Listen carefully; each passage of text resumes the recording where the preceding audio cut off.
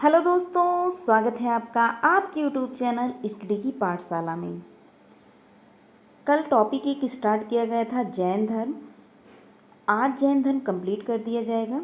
तो जैन धर्म में कल हमने देखा था कि महावीर स्वामी का क्या निर्वाण हो गया। तो महावीर स्वामी के बाद प्रथम उपदेश देने वाला किसे घोषित किया गया था? तो आर्य सुधर्मण को क्या प्रथम उपदेश देने वाला घोषित किया गया था। तो थोड़ा पीछे से हम रिवीजन करके तब आगे बढ़ें, जिससे कि रिलेट कर लिया जाए कि हमने पढ़ा कहाँ तक था। तो महावीर स्वामी के प्रमुख शिष्य कितने थे? तो 11 जो थे महावीर स्वामी के प्रमुख शिष्य थे, जो क्या कहलाए? तो गणधर कहलाए थे। इनमें से 10 की मृत्यु महावीर स्वामी के जीवन काल में ही हो गई थी। बस केवल एक शिष्य बचा था, जिसका नाम आर्य सुधर्मण या आर्य सुधर्मा था। और यही आर्य सुधर्मण जो थे वही प्रथम उपदेश देने वाले घोषित किए गए महावीर स्वामी के बाद। और भद्रबाहु तथा स्थूलबाहु किसके दो सबसे प्रिय अनुयायी थे? तो आर्य सुधर्मण के क्या थे? अनुयायी थे। अगर आगे बढ़ें, मौर्य काल में मगध पर कितने वर्ष का भीषण अकाल पड़ा? तो मौर्य काल में मगध पर कितने वर्ष का भीषण अकाल पड़ा? तो 12 वर्षीय भीषण अकाल पड़ा, जिस कारण भद्रबाहु और जो उनके अनुयायी थे वो कहाँ चले गए? तो दक्षिण भारत में कर्नाटक चले गए। इन्हीं के साथ चंद्रगुप्त मौर्य आए थे। तो मतलब जब 12 वर्ष का भीषण अकाल पड़ा मौर्य काल में मगध पर, तो भद्रबाहु और उनके अनुयायी कहाँ चले गए? दक्षिण भारत में कर्नाटक चले गए। और इन्हीं के साथ चंद्रगुप्त मौर्य भी आए थे। कहाँ? दक्षिण भारत में। कर्नाटक की श्रवणबेलगोला में संलेखना से प्राण त्याग दिए। कौन त्याग दिया था? कर्नाटक की श्रवणबेलगोला में संलेखना पद्य से प्राण कौन त्यागा था? तो चंद्रगुप्त मौर्य। चंद्रगुप्त मौर्य जैन साधु भद्रबाहु से जैन धर्म की शिक्षा लेकर श्रवणबेलगोला में उपवास के द्वारा अपना शरीर त्याग दिया। मतलब संलेखना पद्धति क्या थी कि यह उपवास के द्वारा शरीर त्याग देना। तो अगर क्वेश्चन बने कि जो चंद्रगुप्त मौर्य थे उन्होंने प्राण किस पद्धति से त्यागा था? तो संलेखना पद्धति थी। और कहाँ? कर्नाटक की श्रवणबेलगोला में संलेखना पद्धति से प्राण त्याग दिए। अगर आगे बढ़ें तो कितने साल का भीषण अकाल पड़ा था मगध पर? तो 12 वर्ष का भीषण अकाल पड़ा था। उस भीषण अकाल में मगध में कौन रुका रहा? तो जब भीषण अकाल पड़ा तो भद्रबाहु क्या हुए? कर्नाटक चले आए। लेकिन भद्रबाहु और स्थूलबाहु दो अनुयायी किसके थे? आर्य सुधर्मा के। तो भद्रबाहु अपने अनुयायियों के साथ कर्नाटक चले आए, जबकि स्थूलबाहु तथा उसके अनुयायी कहाँ रुके रहे? उसी मगध पर। जब अकाल खत्म हो गया तो स्थूलबाहु तथा उसके अनुयायी कहाँ रुके रहे? मगध में। लेकिन जब अकाल खत्म हो गया तो भद्रबाहु मगध लौट आया, किंतु इन दोनों में विवाद हो गया। कहने का मतलब है जब भीषण अकाल मगध पर समाप्त हुआ तो जो भद्रबाहु कर्नाटक के श्रवणबेलगोला गए थे वो वहाँ से लौटकर मगध आए। तो स्थूलबाहु और भद्रबाहु दोनों में क्या हो गया? विवाद हो गया, जिसके कारण जैन धर्म दो संप्रदायों में क्या हो गया? विभक्त हो गया। कौन से दो संप्रदाय? दिगंबर तथा श्वेतांबर। विवाद उत्पन्न हुआ। विवाद के कारण जैन धर्म दो संप्रदायों में विभक्त हो गया। एक पहला तो दिगंबर, दूसरा श्वेतांबर। अब दिगंबर कहा गया, किसको दिगंबर कहा गया? भद्रबाहु के नेतृत्व वाले जो लोग निर्वस्त्र रहते थे उनको क्या कहा गया? दिगंबर कहा गया। श्वेतांबर किसको कहा गया? तो स्थूलबाहु या स्थूलभद्र के नेतृत्व वाले लोग जो श्वेत वस्त्र धारण करते थे। कहने का मतलब आप कैसे इसको याद रख सकते हो? श्वेतांबर, श्वेत मतलब जो श्वेत वस्त्र धारण करते थे। तो कौन थे श्वेतांबर लोग श्वेत वस्त्र धारण करते थे और स्थूल बाहु जो थे वे श्वेतांबर कहलाए थे। और दिगंबर, जब आप एक याद कर लेंगे तो दूसरा आराम से याद हो जाएगा। दूसरा क्या है, दिगंबर बचा।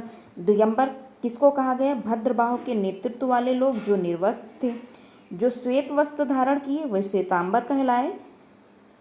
और श्वेतांबर से संबंधित कौन, स्थूल बाहु। अगर आगे बात करें तो जैन धर्म के विस्तृत प्रचार के लिए जैन संगतियाँ हुई। कितनी हुई थी, तो 2 संगतियाँ हुई थी। पहली जैन संगति किसके, कौन शासक था, तो चंद्रगुप्त मौर्य। समय 300 ईसा पूर्व। स्थान पाटलिपुत्र। अध्यक्षता किसने की थी, तो स्थूल बाहु।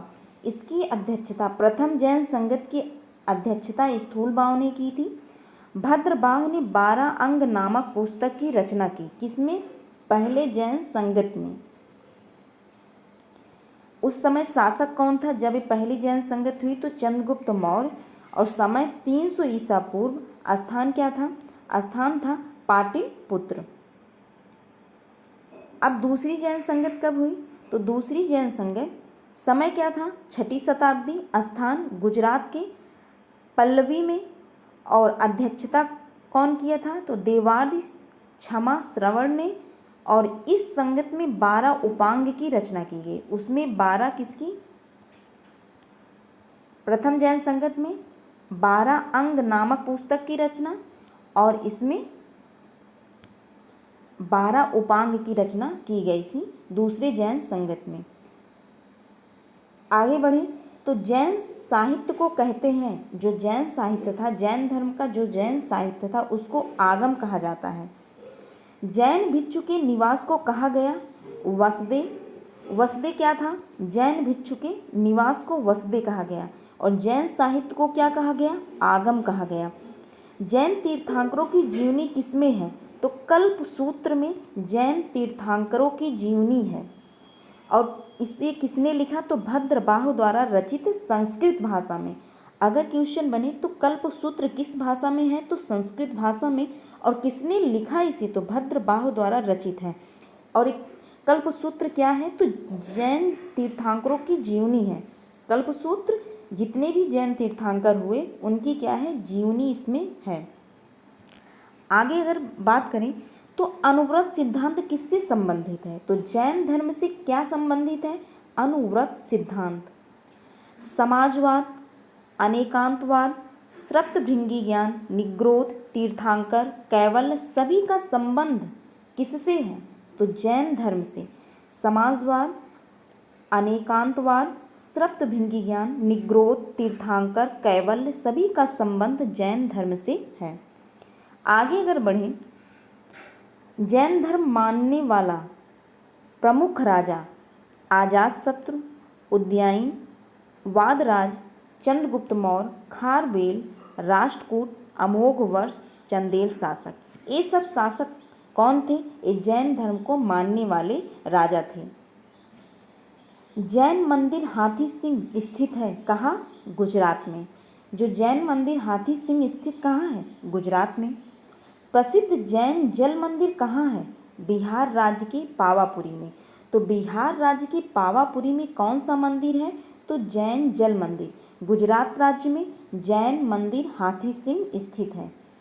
मौर्योत्तर युग में या मौर्य काल में जैन धर्म का प्रसिद्ध केंद्र जैन धर्म का मौर्य काल में अगर पूछा जाए जैन धर्म का प्रसिद्ध केंद्र कौन था, तो मथुरा क्या था, जैन धर्म का प्रसिद्ध केंद्र था। मथुरा कला का संबंध जैन धर्म, बौद्ध धर्म तथा हिंदू धर्म से है। तो मथुरा कला का संबंध तीनों धर्म, कौन कौन से धर्म, जैन धर्म, बौद्ध धर्म तथा हिंदू धर्म से है। इसमें हमने क्या देखा, तो जैन धर्म मानने वाले प्रमुख राजा अजातशत्रु, उदयन, वादराज, चंद्रगुप्त मौर्य, खारवेल, राष्ट्रकूट और अमोघवर्ष, चंदेल शासक। जैन मंदिर हाथी सिंह स्थित है गुजरात राज्य में। जैन जल मंदिर कहाँ है, तो बिहार राज्य के पावापुरी में। मौर्य काल जैन धर्म का प्रसिद्ध केंद्र कौन था, मथुरा था। मथुरा कला का संबंध जैन धर्म, बौद्ध धर्म तथा हिंदू धर्म से है। अगर आगे बात करें तो जैन धर्म सर्वाधिक किसके बीच फैला था? तो व्यापारी वर्ग के बीच जैन धर्म सर्वाधिक फैला हुआ था। प्रमुख जैन मंदिर, अब बात करें प्रमुख जैन मंदिर की। मौर्य काल में मथुरा प्रमुख केंद्र था किसका? जैन धर्म का। कर्नाटक में चामुंड शासकों ने बनवाया तो गोमतेश्वर का जैन मंदिर। गोमतेश्वर का जैन मंदिर कहाँ बना हुआ और कौन से शासक ने बनवाया? तो कर्नाटक में चामुंड शासकों ने गोमतेश्वर का जैन मंदिर बनवाया। एक प्रमुख जैन मंदिर की बात कर रहे हैं। तो प्रमुख जैन मंदिर, तो सबसे पहला जो गोमतेश्वर का जैन मंदिर है कहाँ है? तो कर्नाटक में। किस शासक के द्वारा? चामुंड शासक के द्वारा बनवाया गया। इसी गोमतेश्वर का जैन मंदिर, इसे और किस नाम से जानते हैं? तो बाहुबली का मंदिर कहते हैं इसे। और दूसरा जो प्रमुख जैन मंदिर में प्रसिद्ध है, मध्य प्रदेश में चंदेल शासकों ने बनवाया। कौन सा मंदिर? खजुराहो में जैन मंदिर। तो खजुराहो में जैन मंदिर बनवाया गया जिसमें बाहुबली की मूर्ति, गोमतेश्वर की मूर्ति है। तो खजुराहो में जैन मंदिर जो है उसमें किसकी मूर्ति है? तो गोमतेश्वर की मूर्ति है। अब इसके नोट में देखें तो खजुराहो जो खजुराहो है वह हिंदू और जैन दोनों का पवित्र स्थल है। खजुराहो जो है जैन मंदिर उसमें हिंदू और जैन दोनों का पवित्र स्थल है, जबकि अजंता बौद्ध, जैन, हिंदू तीनों का पवित्र स्थल है। खजुराहो में जैन मंदिर का निर्माण चंदेल शासकों द्वारा किया गया। कहने का क्या मतलब है? जो खजुराहो जैन मंदिर है उसमें हिंदू और जैन दोनों का पवित्र स्थल है, जबकि अजंता उसमें बौद्ध, जैन और हिंदू तीनों का पवित्र स्थल है। खजुराहो जैन मंदिर किस शासक ने? तो चंदेल शासकों ने निर्माण करवाया था। राजस्थान में माउंट आबू पहाड़ी पर बिमल शाह के सामंत वस्तुपाल तथा तेजपाल के द्वारा बनवाया गया। तो मतलब राजस्थान में जो माउंट आबू पहाड़ी पर स्थित है कौन सा? दिलवाड़ा का प्रसिद्ध जैन मंदिर या दिलवाड़ा जैन मंदिर किसके द्वारा बनवाया गया? तो बिमल शाह के सामंत वस्तुपाल तथा तेजपाल के द्वारा बनवाया गया था। कौन सा मंदिर? दिलवाड़ा का जैन मंदिर। कहाँ स्थित है? तो राजस्थान में माउंट आबू पहाड़ी पर। और किस शासक के द्वारा बनवाया गया? तो बिमल शाह के सामंत वास्तुपाल और तेजपाल के द्वारा बनवाया गया था। अब अगर बात करें, आई होप आपको समझ में आया होगा। अब बात करें कि जैन धर्म के विनाश के कारण, जो जैन धर्म था इसके विनाश का कारण क्या था? कठोर नियम थे, कठिन भाषा, महिलाओं का असम्मान, निर्वस्त्र रहना, ब्रह्मचर्य रहना। बाद में जब उनमें विवाद हो गया स्थूल भाव और भद्र भाव में, तो क्या हो गया? तो दिगंबर और श्वेतांबर में बढ़ गया संप्रदाय। तो जो श्वेतांबर थे श्वेत वस्त्र धारण करते थे और जो दिगंबर थे निर्वस्त्र। तो निर्वस्त्र रहना क्या, ये भी एक जैन धर्म के विनाश का क्या है? कारण है। अब कुछ प्रमुख तीर्थंकर की बात करें तो प्रमुख जैन तीर्थंकर एवं उनके प्रतीक, यहाँ से भी क्वेश्चन बनता है। तो अब बात करें तो जो पहले तीर्थंकर थे ऋषभदेव, जो संस्थापक थे किसके? जैन धर्म के। तो उनका जो प्रतीक चिन्ह क्या है? बैल है, या इसको वृषभ भी कहा जाता है। बैल को वृषभ भी कहा जाता है। दूसरे नंबर पे आते हैं अजीतनाथ, जिनका चिन्ह क्या है? हाथी है। अब इसको अजीतनाथ, किसको जीत नहीं सकते हम लोग? हाथी को जीत नहीं सकते, हाथी को। तो आप इससे रिलेट करके याद रख सकते हैं, अजीत जीत नहीं सकते किसको? हाथी को। अब तीसरे नंबर पे कौन आते हैं? तो संभवनाथ। कौन आते हैं? तो संभवनाथ। तो संभवनाथ का जो प्रतीक चिन्ह क्या है? अश्व। तो हम संभवनाथ मतलब संभव नहीं है किसकी तरह दौड़ना?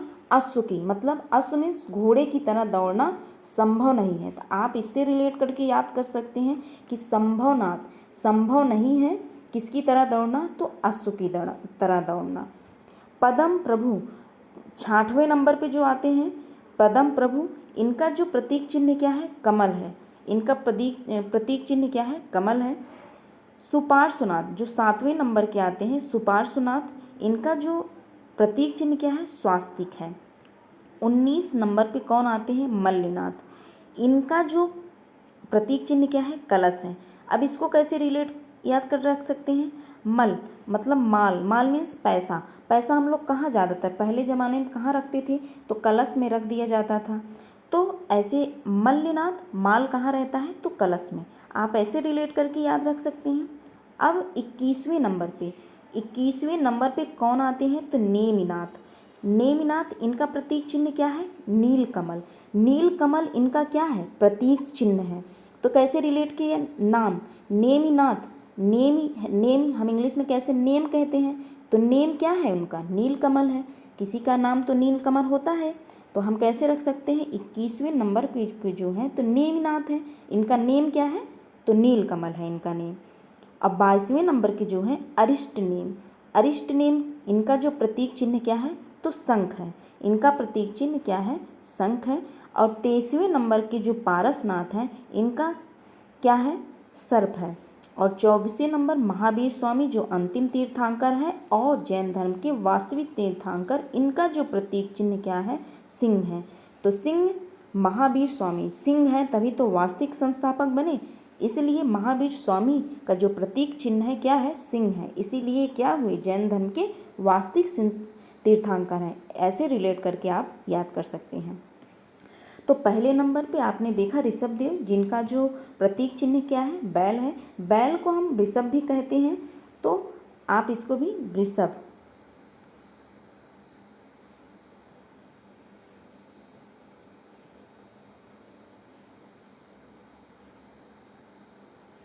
तो ये जो बैल है, कभी कभी बैल ना देकर ऋषभ भी दिया जाता है, आप ध्यान रखिएगा।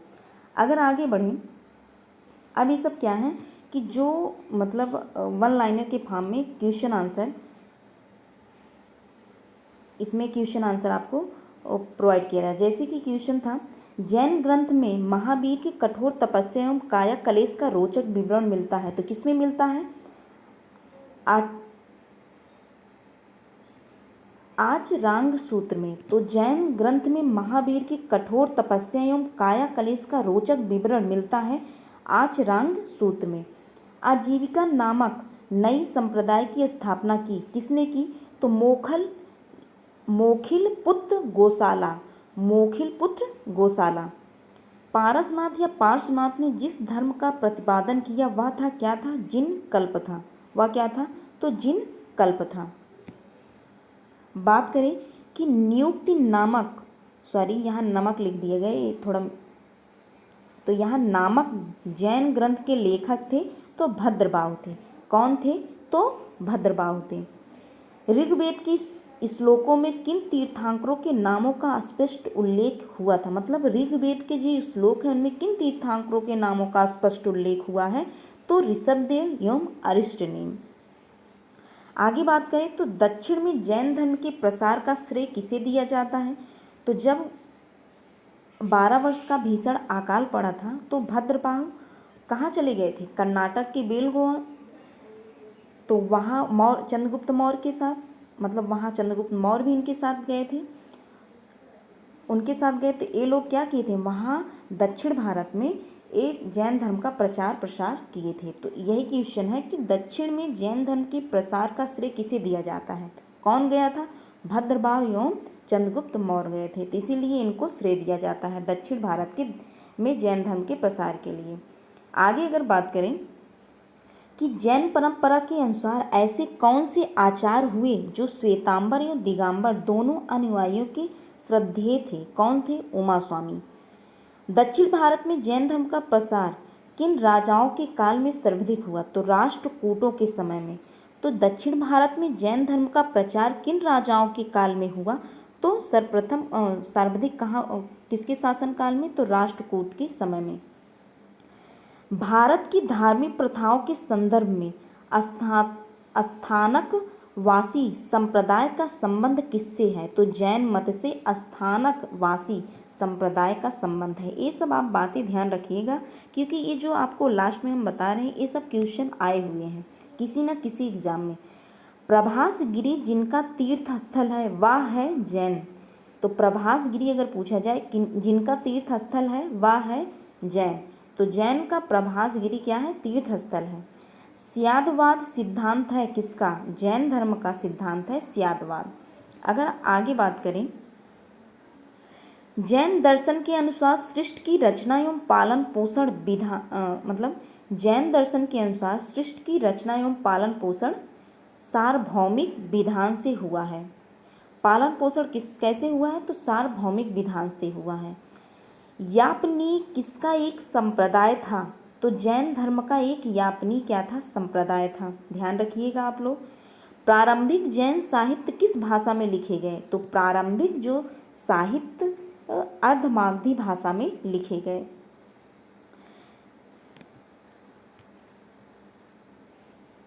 उत्तर प्रदेश में बौद्ध एवं जैनियों दोनों की प्रसिद्ध तीर्थस्थली है, तो कौशाम्बी जो है जैन धर्म और बौद्ध धर्म की दोनों ही क्या है, तीर्थस्थली है, प्रसिद्ध तीर्थस्थली है उत्तर प्रदेश में। ये लास्ट क्वेश्चन है, महान धार्मिक घटना महामस्तकाभिषेक किससे संबंधित और किसके लिए की जाती है, तो बाहुबली। महान धार्मिक घटना महामस्तकाभिषेक किससे संबंधित और किसके लिए की जाती है, तो बाहुबली के लिए की जाती है। तो जो जैन धर्म है यहाँ कंप्लीट होता है। ज़्यादा से ज़्यादा जैन धर्म था वो कंप्लीट कर दिया गया है। अगर आप एक बार जो कल परसों जो वीडियो आपको प्रोवाइड की गई, जो प्रथम वीडियो थी और जो आज वीडियो है, अगर आप इसको पढ़ लेते हैं तो ज़्यादा से ज़्यादा आप क्वेश्चन के आंसर दे पाएंगे।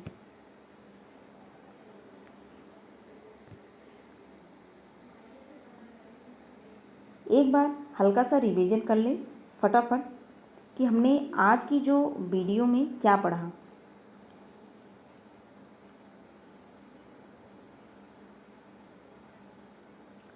तो हमने कहाँ से रिवीजन कहाँ से स्टार्ट किया आज की क्लास में, तो आज की क्लास में हमने स्टार्ट किया था कहाँ से, तो जब आर्य सुधर्मा कौन थे, तो एक शिष्य बचे थे, जो 11 शिष्यों में से एक शिष्य कौन बचे थे, आर्य सुधर्मा, जो महावीर स्वामी के बाद प्रथम उपदेश देने वाले बचे। और आर्य सुधर्मा के 2 शिष्य कौन थे, तो 2 शिष्य भद्रबाहु और स्थूलबाहु थे। तब इसके बाद क्या हुआ, तो 12 वर्ष का भीषण अकाल कहाँ पड़ा, तो मगध में 12 वर्ष का भीषण अकाल पड़ा, किसके समय में, तो मौर्य काल में। तो जो स्थूलबाहु और भद्रबाहु थे, तो भद्रबाहु जो थे अपने अनुयायियों के साथ कहाँ चले गए थे, तो दक्षिण भारत में कर्नाटक चले गए थे। इन्हीं के साथ चंद्रगुप्त मौर्य भी चले गए थे।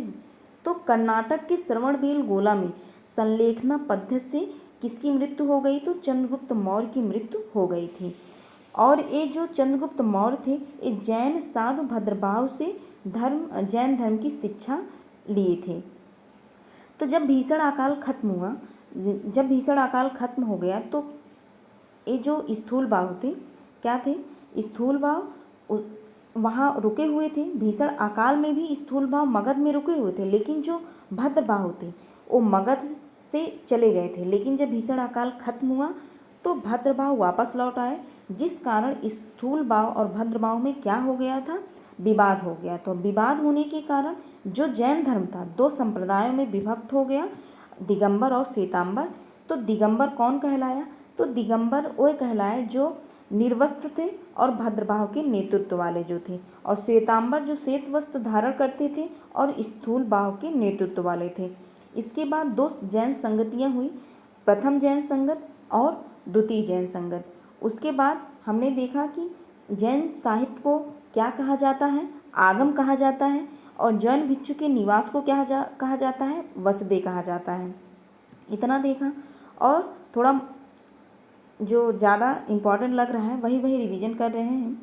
जैन धर्म मानने वाला प्रमुख राजा कौन था, अजातशत्रु, उदयन, वादराज, चंद्रगुप्त मौर्य, खालबेल, राष्ट्रकूट, अमोघवर्ष, चंदेल शासक। ये सब क्या थे, जैन धर्म मानने वाले प्रमुख राजा थे। और जैन मंदिर हाथी सिंह स्थित है गुजरात में, और जैन जल मंदिर कहाँ स्थित है, तो पावापुरी बिहार में।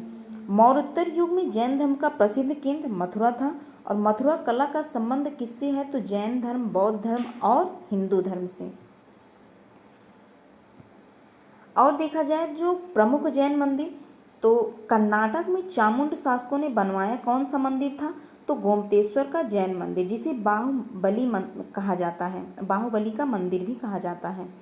मध्य प्रदेश में खजुराहो का जैन मंदिर चंदेल शासकों के द्वारा बनवाया गया। और राजस्थान में माउंट आबू पर स्थित कौन सा मंदिर? तो दिलवाड़ा का जैन मंदिर किसने बनवाया था? तो बिमल शाह के जो सामंत थे, कौन थे? वस्तुपाल तथा तेजपाल के द्वारा बनवाया गया था। इतना हुआ। फिर हम देख लें कि ऋषभदेव का चिन्ह क्या है? बैल है। अजीतनाथ का हाथी, शंभुनाथ का अश्व, पद्म प्रभु का कमल, स्वास्थ्य जो सुपार्श्वनाथ का स्वास्तिक है, मल्लीनाथ का कलश, नेमिनाथ का नीम कमल, अरिष्टनेम शंख, पारसनाथ सर्प, महावीर स्वामी सिंह। इतना ही। और ये सब क्या है? क्वेश्चन है। आजीविका नामक नई संप्रदाय की स्थापना मोखल्य पुत्र गोसाला ने की थी। तो इतना है, आज के लिए बस इतना ही। मिलते हैं नेक्स्ट वीडियो में नेक्स्ट टॉपिक के साथ। अगर आपको वीडियो पसंद आया हो तो like, share and subscribe to my channel. Thank you.